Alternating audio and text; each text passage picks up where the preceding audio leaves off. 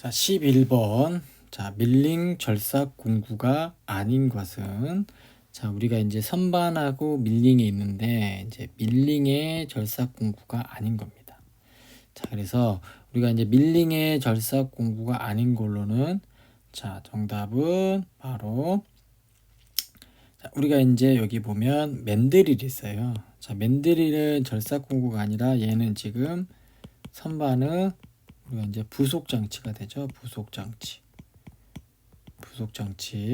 자, 이제 맨드릴이 선반의 부속 장치로서 정답은 2번입니다. 자, 그러면 우리가 이제 밀링의 절삭 공구는 여기 보면 이제 엔드밀이 있겠고, 그다음에 이제 메탈소, 슬래브 밀들이 있습니다. 그래서 여러분들이 기본적으로 선반하고 밀링의 절삭 공구하고 부속 장치는 좀 기억을 해 두셔야 돼요. 자, 우리가 이제 기본적으로 선반의 절삭 공구 및 부속 장치.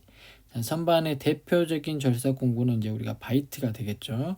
그 다음에 이제 가늘고 긴 공작물을 고정하는 방진구. 그 다음에 이제 속이 빈 축이 있는 그런 것들을 가공할 때 사용하는 맨드릴. 자, 그 다음에 이제 밀링의 절삭 공구 및 부속 장치는 우리가 이제 뭐 절삭 공구가 기본이 되는 엔드밀이 있고, 그 다음에 정면 밀링 커터가 있죠. 여기 정면 밀링 커터. 자, 우리가 이제 영어로 페이스 커터라고 하는데요. 페이스 커터. 그 다음에 이제 메탈소, 뭐 슬래브 밀, 분할대 등이 이제 우리가 밀링의 절삭 공구 및 부속 장치가 되겠습니다. 그래서 여러분들 이 밀링, 이 선반하고 밀링의 이렇게 절삭 공구 및 부속 장치를 기억해 두시고, 또 하나 이제 여러분들 가끔 시험에 나오는데, 지금 여기 보시면 이렇게, 그 다음에 여기도 이렇게, 그 다음에 이렇게 하나 하시고, 이제 여기에 이제 이렇게 있습니다. 우리가 이제 여기 선반, 그 다음에 이제 밀링이 있겠죠. 자, 이제 우리가 이제 공작물이 있습니다. 공작물. 그 다음에 이제 공구가 있는데, 자, 이제 우리가 선반에서 공작물은 회전을 합니다. 회전. 자, 회전을 하게 돼 있고, 그 다음에 선반에서 공구는 바이트가 직선 운동을 합니다. 직선 운동. 자, 참고로 밀링에서는 우리가 이제 공작물, 바이트 및 아니면 페이스 커터가, 자, 이제 밀링에서는 공구인 엔드밀인 페이스 커터가 회전을 합니다. 회전. 그 다음에 밀링에서는 공작물이 X, 이제 Y, Z축으로 이제 직선 운동을 하죠. 직선 운동. 자, 이렇게 공구의 공작물의 상대적인 운동에 대해서도 여러분들 기억해 두시면 될 것 같습니다. 자, 그래서 11번의 정답은 2번 맨드릴이 되겠습니다. 자, 12번 보겠습니다. 자, 12번. 도면에서 두 종류 이상의 선이 같은 장소에 겹치게 될 경우 우선순위. 자, 여기서 이제 핵심 키워드는 우리가 이제 두 종류 이상의 선이 같은 장소에 겹칠 때입니다. 겹칠 때. 자, 그래서 여러분들 여기에 보면 이제 선의 우선순위가 있어요. 선의 우선순위. 우선순위가 있는데 얘도 조금 암기를 해 주셔야 돼요. 암기. 자, 그래서 우리가 이제 해설부터 먼저 보고 가겠습니다. 자, 예를 들어 우리 이제 투상선이 겹칠 때 투상선의 우선순위는 여기 보면 이제 반드시 암기라고 나와 있죠. 자, 이제 반드시 암기라고 나와 있는데, 자, 먼저 우리가 이제 가장 먼저 우선이 되는 게 숫자, 문자, 기호입니다. 예를 들어 지금 뭐 이렇게 숫자가 있습니다. 숫자가 뭐 예를 들어 이제 이렇게 뭐 예를 들어 2가 있다고 치면, 자, 2가 있을 때 여기에 이제 뭐 1.3선이나 많이 20선이 이렇게 간다고 할 때, 자, 이렇게 갈 때 여기에 이렇게 겹치겠죠. 근데 얘를 겹치지 않고 우선순위, 어떤 게 우선적으로 갈 것인가를 나타낼 때 그때 우선순위를 정하는 겁니다. 그때 우선순위. 자, 우선순위를 정하는데, 자, 그래서 자, 여기 보시면 가장 우선이 되는 건 숫자, 문자, 기호 및 화살표입니다. 그 다음에 이제 외형선, 그 다음에 수문선, 그다음에 절단선, 중심선, 무게중심선, 파단선, 치수선 또는 치수 보조선, 우리가 이제 해칭선이 있습니다. 해칭선. 자, 그러면 여러분들 이거를 좀 어떻게 외우냐면 저기 제가 이제 여기에 보면 암기 팁이라고 해놨습니다. 암기 팁. 여러분들 이제 이걸 꼭 암기해 주셔야 돼요. 자, 항상 일단 문자가 가장 우선이 됩니다. 문자나 숫자가. 그래서 왜, 숨, 절, 중, 무, 파, 치, 해. 이렇게 꼭 기억해 주세요. 숫자, 문자, 기호는 제일 우선. 왜, 숨, 절, 중, 무, 파, 치, 해. 선의 우선순위. 자, 우리가 이제 선의 우선순위. 왜, 숨, 절, 중, 무, 파, 치, 해. 그래서 외형선, 숨은선, 절단선, 그 다음에 이제 외형선, 우리가 숨은선, 절단선, 중심선, 무게중심선, 파단선, 치수선, 해칭선. 이렇게 해서 선의 우선순위를 꼭 암기해 주시면 될 것 같습니다. 자, 그래서 12번의 정답은 바로 1번이 되겠습니다. 자, 우리가 왜, 숨, 절, 중, 무, 파, 치, 해 이렇게 되겠죠. 그래서 추상선의 우선순위는 꼭 나오니까 여러분들 이렇게 암기 팁을 이용해서 암기하시면 될 것 같습니다. 자, 그 다음에 이제 13번 보겠습니다. 13번. 자, 우리가 길이가 이제 100mm인 스프링이 있습니다. 길이가 100mm인 스프링. 자, 길이가 100mm 스프링이 있고 한 끝을 고정하고 다른 끝에 무게 40N의 추를 달았더니 스프링 전체 길이가 120mm로 늘어났다. 이때 스프링 상수. 자, 그림을 그려보면 이제 여러분들 이렇게 그림이 되겠죠. 천장에 매달았답니다. 자, 그 다음에 스프링이 이렇게 있겠죠. 자, 그 다음에 여기에 이제 우리가 이제 추를 매달았는데 이 추가 바로 40N이 되겠고, 자, 스프링의 전체 길이가 120mm입니다. 자, 길이가 얘가 원래 100에서 지금 120으로 늘어났으니까 늘어난 길이가 20mm가 되겠죠. 그래서 우리가 늘어난 길이를 이렇게 표시하는데, 자, 이제 여기서 중요한 건 이제 스프링 상수를 구하는 게 중요합니다. 스프링 상수. 자, 그래서 공식이 나와 있는데 우리가 스프링 상수 K는 이제 하중을 우리가 늘어난 길이로 나누면 됩니다. 하중은 지금 40N이 돼 있고 그 다음에 늘어난 길이가 100에서 120으로 늘어났으니까 20mm가 늘어났죠. 우리가 이제 20mm가 늘어났으니까 즉 스프링 상수는 2Nm/mm가 되겠습니다. 그래서 정답은 3번인데 이 공식을 꼭 암기해 주세요. 스프링 상수는 자, 하중을 늘어난 양으로. 자, 그런데 가끔 이렇게 늘어난 양을 스프링 상수를 주고 늘어난 양을 구하는 문제도 있습니다. 늘어난 양은 자, 이제 K 스프링 상수하고 자리를 바꾸면 되겠죠. 이렇게. 자, 그래서 늘어난 양을 구하는 문제도 나오니까 스프링 상수를 구하는 공식은 꼭 여러분들이 기억하시는 게 좋습니다. 스프링 상수를 구하는 공식 여러분들 꼭 기억해 주세요. 스프링 상수를 구하는 문제 꼭 기억해 주시고, 참고로 여기서 또 하나 알려드리면 이제 우리가 이제 스프링이 이렇게 있으면 자, 이제 이렇게 보면 이렇게 여기가 이제 K1, K2. 자, 이럴 때 이제 우리가 직렬 연결이거든요. 직렬 연결. 자, 이런 직렬 연결일 때 총 스프링 상수를 구하는 게 있습니다. 그 다음에 이제 여기 보시면 자, 이렇게 이제 이렇게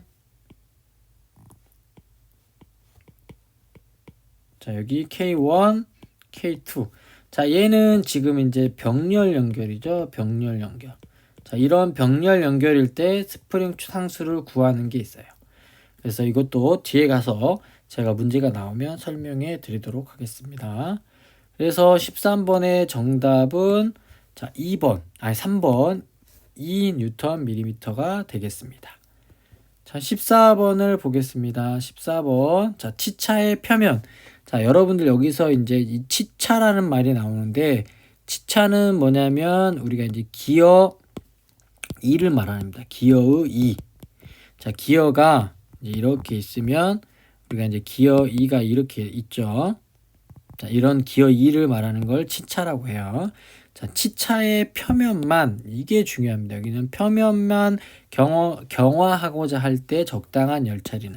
자, 우리가 이제 열 처리에 크게 두 가지가, 이제 여러 가지가 있는데 일단은 일반 열 처리가 있습니다. 우리가 일반 열 처리가 있고, 그 다음에 방금처럼 문제에 나온 표면만 열 처리하는 표면 경화 열 처리가 있어요. 열 처리. 자, 지금 이 14번의 문제는 표면 경화 열 처리를 맞추는 거예요. 자, 그래서 자, 먼저 여기를 보시면 이제 열 처리의 분류가 있습니다. 이렇게. 우리가 이제 이렇게 열 처리의 분류가 있는데, 자, 열 처리의 분류가 있는데, 열 처리에는 보통 우리가 일반 열 처리가 있어요. 일반 열 처리에는 우리가 뭐가 있냐면 담금질, 퀸칭, 영어로도 조금 알고 계셔야 됩니다. 그 다음에 이제 뜨임, 템퍼링, 자, 풀림, 어닐링, 자, 불림, 노멀라이징이 있습니다. 이게 이제 일반 열 처리인데요. 그 다음에 이제 문제에 나온 것처럼 우리가 이제 표면 경화 열 처리가 있습니다. 자, 우리가 자, 일반 열 처리는 뭐냐면 내가 이런 제품이 이렇게 있으면 이 전체 다를 열 처리하는 겁니다. 전체 다를 다 뭐 담금질 하거나 뭐 그런 거고, 방금처럼 표면 경화 열 처리는 이렇게 보시는 것처럼 내가 여기 부분만, 이 표면만 열 처리해서 단단하게 하거나 뭐 원하는 목적으로 하는 열 처리가 바로 표면 경화 열 처리입니다. 지금 문제에 나온 거는 이렇게 기어 2만, 왜냐면 이제 마찰이 많이 되니까 이 기어 2만 강하게 경화시켜서 만드는 열 처리가 표면 경화 열 처리인데, 표면 경화 열 처리에는 이렇게 보시면 침탄법, 지라법, 화형경화법, 고주파 경화법, 청화법 등이 있습니다. 그 다음에 이제 우리가 이제 항원 열 처리가 이렇게 있어요.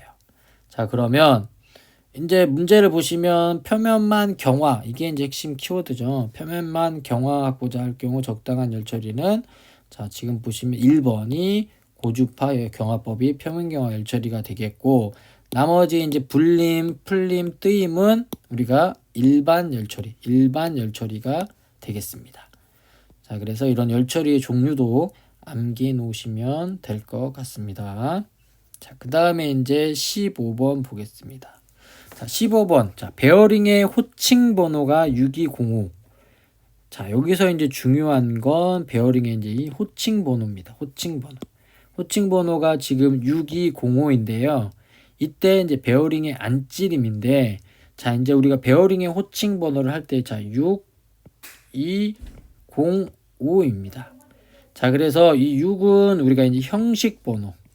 자, 형식 번호고, 자, 그 다음에 이제 우리 2는 치수기호예요. 치수기호. 그 다음에 이 05가 이제 안찌름 번호입니다. 안찌름 번호. 자, 안찌름 번호인데, 여기서 중요한 건 이 05예요. 안찌름 번호. 자, 안찌름 번호가 지금 05니까 우리가 이제 안찌름 번호로 베어링의 안찌름을 알 수가 있습니다. 그래서 자, 여기 안 나왔는데, 자, 보시면 안찌름이 지금 20mm 이내일 때는, 자, 이제 안찌름 번호가 여기에 있어요. 자, 안찌름 번호가 00일 때는 우리가 10mm, 01일 때 12, 02, 15, 03일 때는 17입니다. 그래서 여러분들이 이거는 좀 암기를 해주셔야 돼요. 00 10mm, 01 12mm, 02 15mm, 03 17mm. 아, 그리고 하나 더 있죠. 여기 보면 04는 우리가 이제 20mm가 되겠습니다. 자, 그 다음에 20mm 이상이 될 때는 안찌름 숫자에 5를 곱하는 거예요. 5를. 자, 근데 지금 우리가 이제 05부터는, 자, 우리가 이제 여기 05부터는 5를 곱하니까, 자, 5, 25mm가 되겠죠. 그 다음에 이제 06은 곱하기 5를 하니까 30mm가 되겠고, 예를 들어 08은 곱하기 5를 하니까 40mm가 될 겁니다. 근데 지금 문제에 보시면 우리가 이제 05죠. 여기 05니까 05 베어링 안찌름에다가 5를 곱하면, 자, 25mm가 될 겁니다. 그래서 베어링 안찌름은 지금 2번 25mm가 되겠고, 그래서 여러분들 베어링 안찌름에 이건 꼭 외워줘야 돼요. 00, 01, 02, 03, 04까지는 여러분들 꼭 암기하셔서 자, 00은 10mm, 자, 01은 12mm, 02는 15mm, 그 다음에 03은 우리가 이제 17mm, 그 다음에 04는 20mm, 그 다음에 이 다음부터는 곱하기 5를 한다는 거 기억해 주시면 될 것 같습니다. 자, 그래서 우리가 이제 베어링 호칭 번호일 때 안찌름 구하는 거. 그래서 정답은 2번이 되겠습니다. 자, 그 다음에 이제 16번 보겠습니다. 자, 16번. 우리 치수 공차의 용어 정의로 가장 적합한 것입니다. 여기 핵심 키워드는 우리가 치수 공차의 용어예요. 자, 치수 공차의 용어인데, 치수 공차는 이제 좀 여러분이 암기하셔야 할 게, 치수 공차는 우리가 최대 허용 치수에서 최소 허용 치수를 빼는 게 바로 치수 공차입니다. 자, 예를 들어, 자, 우리가 파이가 50, 뭐 예를 들어 여기에 마이너스 0.02, 그 다음에 여기도 뭐 플러스 0.02 있으면, 자, 최대 허용 치수가 이 위치수니까 여기에서 여기를 빼가지고 한 게 바로 치수 공차가 되는 거예요. 공차. 자, 그래서 최대 허용 치수에서 최소 허용 치수를 빼주는 게 바로, 자, 여기 지금 플러스하고 마이너스가 좀 바뀌었죠. 이렇게 해서 하는 게 바로 치수 공차입니다. 그래서 16번의 정답은 지금 우리 최대 허용 치수에서 최소 허용 치수를 빼는 거니까 바로 3번이 되겠습니다. 자, 그래서 뭐 다른 말로 얘기하면 여기는 이제 위치수라고 하고, 위치수 허용차에서 뭐 아래치수 허용차를 빼는 것도 됩니다. 그래서 16번의 정답은 3번이 되겠습니다. 17번 보겠습니다. 자, 기아 공차 중 운 흔들림. 이게 중요한 게 이제 운 흔들림 공차인데요. 자, 이제 여러분들 기계 제도에서 이 기아 공차는 좀 암기를 해 주셔야 돼요. 그래서 우리가 온 흔들림 공차는 이제 이 둘 중에 하나인데, 여러분 어떻게 외우시면 되냐면, 자, 일단은 온 흔들림잖아요. 온 흔들림. 자, 온 흔들림이니까 지금 온자가 하나잖아요. 하나일 때 우리는 반대로 이 두 개를 찾습니다.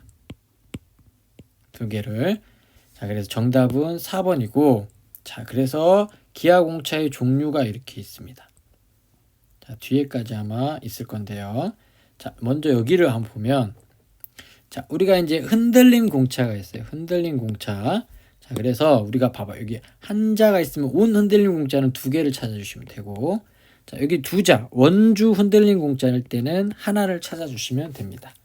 그래서 흔들림 공차는 이렇게 있고, 그 다음에 이제 여러분들이 좀 잘 봐야 되는 게, 우리가 이제 모양 공차가 있어요. 여기 보면 모양 공차. 자, 그래서 모양 공차는 우리 진직도는 평면도는 이렇게, 진원도는 이렇게. 나중에 진원도는 이제 동심도하고 여러분 헷갈리시면 안 되고, 원통도는 이렇게. 그리고 이제 선의 윤곽도가 이렇게, 면의 윤곽도가 이렇게. 이게 이제 모양 공차입니다. 자, 근데 모양 공차는 또 하나 중요하게 알아두셔야 될 게 데이텀이 필요 없습니다. 데이텀이 필요 없다는 거 좀 기억해 주셔야 돼요. 데이텀이 필요 없다. 데이텀이 불필요하다. 기억해 주시고, 넘어가면 이제 우리가 자세 공차가 있어요. 자세 공차.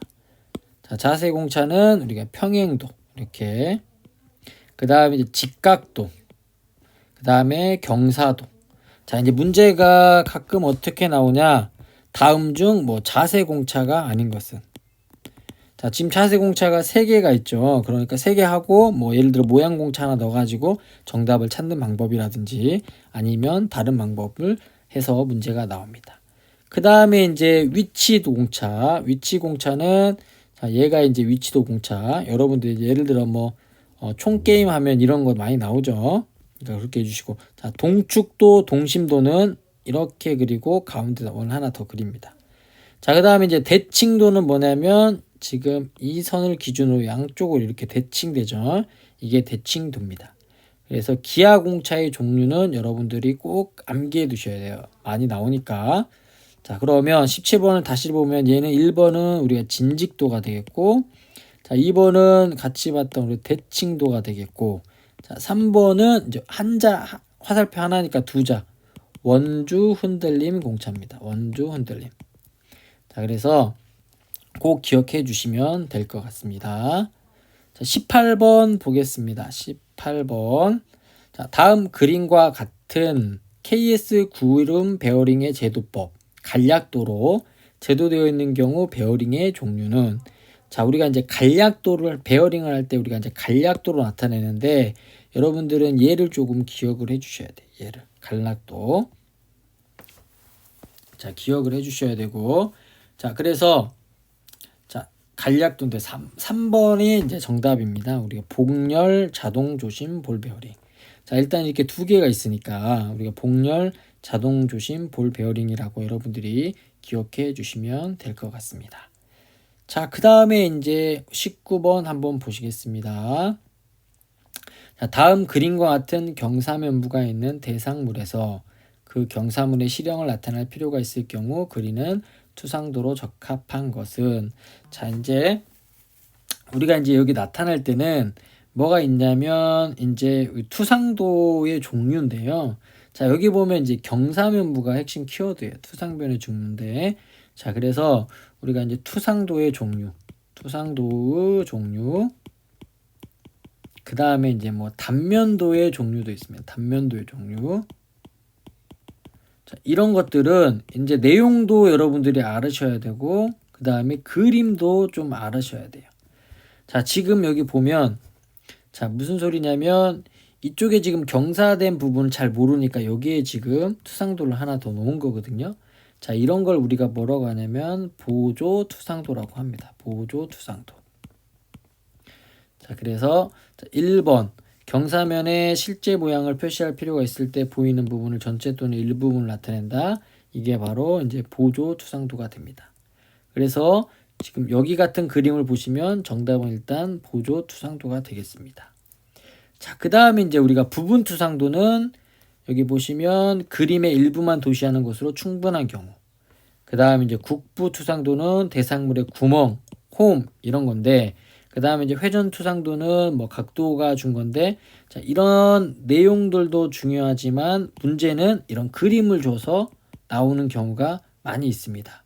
자, 그래서 여러분 핵심 이론을 보시면, 자, 핵심 이론의 이제 기계제도 부분, 자, 우리가 기계제도 절삭 부분에 이렇게 보시면, 자, 여기 보시면 이제 우리가 투상도의 종류가 나와 있어요. 자, 여기 보시면, 자, 투상도의 종류가 나와 있는데 이게 이제 보조 투상도죠. 자, 보조 투상도는 뭐냐면 이렇게 이제 이렇게 경사면에 있는 걸 실제 모양을 표시할 수 있을 때 이렇게 나타내는 거죠. 자, 여기 부분을 나타내고, 자, 여기 부분을 나타내는, 이게 바로 이제 우리가 보조 투상도가 되겠고, 자, 그 다음에 이제 우리가 이제 여기 보시면 부분 투상도가 있습니다.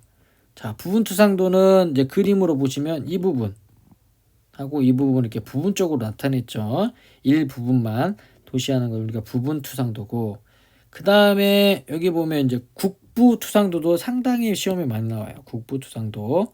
자, 국부 투상도는 뭐가 핵심 키워드냐면 이제 대상물의 구멍, 홈 등과 같은 한 부분을, 자, 여기 지금 구멍이 있는데, 자, 이 투상도만으로는 잘 모르니까 여기에 이렇게 투상도를 나타내서 국부 투상도가 됩니다. 그 다음에 여기 보면 지금 키홈이 있는데 키홈도 이렇게 나타내는 게 바로 우리가 국부 투상도가 돼요. 그래서 이 그림으로 시험 문제 상당히 많이 나오니까 그림을 좀 암기해 두시고, 자, 그 다음에 이제 여기 보시면 회전 투상도가 있어요. 회전 투상도. 자, 회전 투상도는 어느 각도를 가지고 있을 때 그것을 이제 회전해서 나타내는 건데, 자, 여기도 보시면 이렇게 지금 이렇게 회전해서 나타내는 게 우리가 회전 투상도입니다. 자, 그 다음에 여기 보면 이제 많이 나오는 게 부분 확대도가 있어요. 부분 확대도. 자, 부분 확대도는 도면을 보시면, 자, 이렇게 지금 이렇게 동그라미 쳐주고 이 A로 해서 A 부분을 확대한 게 2대1로 확대해서 이렇게 나타내는 게 우리가 부분 확대도가 되겠습니다. 자, 그래서 이렇게 그림으로 또 암기해 주시고, 또 하나 뒤에 보면 이제 우리 단면도의 종류도 내용도 나오지만 이렇게 그림으로 암기를 해주시면 나중에 문제 푸시는데 여러분들이 도움이 될 것 같습니다. 자, 그래서 지금 19번의 정답은 자, 1번이 되겠습니다. 보조투성도. 자, 20번 보겠습니다. 20번. 자, 코일 스프링 제도에 관한 설명으로 틀린 것은. 자, 이제 우리가 코일 스프링을 제도를 하는데요. 이때 틀린 것은 뭐냐면, 자, 여기서 보면, 이제 우리 코일 스프링을 나타내는 코일 스프링은 일반적으로 우리가 하중이 없는 무하중 상태에서 그리는 게 맞습니다. 그래서 1번은 맞았고. 자, 그 다음에 2번. 그림에 기입하기 힘든 사항은 요목표에 일괄하여 표시한다. 맞았습니다. 요목표에 우리가 일괄하여 표시하고. 3번. 코일 부분의 중간 부분을 생략할 때는 생략한 부분의 소선 지름의 중심선을 가는 1.3선으로 나타낸다. 라고 되어 있습니다. 자, 이 말은 뭐냐면, 우리가 이제 그림을 보시면, 자, 여기 이렇게 우리가 이제 간략도가 이렇게 있습니다. 여기 보면 이제 코일 스프링이 있는데, 자, 코일 스프링이 있고요. 그 다음에 이제 또 하나 보시면, 자, 우리 이런 스프링이 있습니다. 여기 보시면, 자, 이런 스프링, 코일 스프링이 있는데, 자, 이쪽으로 내리겠습니다. 자, 보시면, 자, 이제 코일 스프링이 있는데, 자, 여기 보시면, 코일 스프링이 있는데 이렇게 중간 부분, 이 중간 부분을 생략을 했죠. 이렇게 중간 부분을. 이 중간 부분을 생략할 때는 가는 1.3선이나 아니면 가는 2.3선으로 그립니다. 여기도 지금 중간 부분 생략했고. 자, 이럴 때는 우리가 가는 1.3선으로 나타내기도 합니다. 그 다음에 이제 자, 그 다음에 4번을 보면 일단 정답은 4번이 되겠습니다. 자, 스프링의 종류 및 모양만을 간략도로 도시할 때는 재료의 중심선만 가는 2.3선으로 도시한다. 라고 되어 있는데 가는 2.3선으로 도시하는 게 아니죠. 자, 여기 보면 스프링만 일부만 스프링만 간략도로 표시할 때는 지금 여기 보면 이렇게 가는 1.3선이 아니라 굵은 1.3선. 아니, 굵은 실선으로 표시를 하죠. 굵은 실선으로 이렇게 굵은 실선으로 표시합니다. 그래서 4번이 틀렸습니다. 그래서 보시면 스프링의 종류 및 모양을 간략도로 도시할 때는 재료의 중심선만 굵은 실선으로 그린다 라고 되어 있습니다. 굵은 실선으로 그린다라고 되어 있으니까 여러분들이 참고해 주시면 될 것 같아요. 자, 그 다음에 스프링을 한번 보시면 자, 여기 스프링이